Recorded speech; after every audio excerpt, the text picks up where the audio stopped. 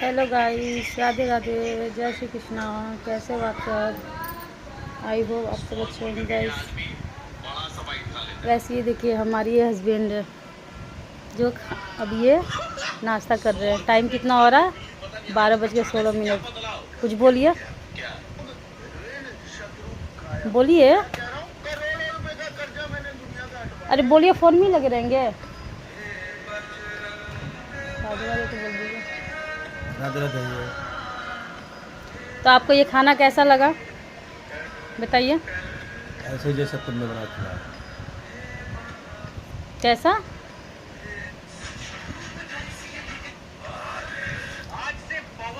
ये घर पे भी रहते हैं ना गाइस, तो उनको टाइम नहीं मिलता। सिर्फ फ़ोन फ़ोन फ़ोन, सिर्फ फ़ोन फ़ोन के अलावा इन्हें कुछ नहीं दिखता।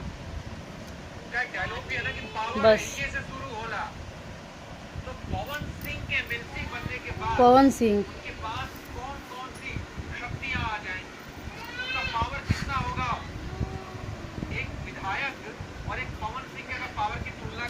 Bye guys.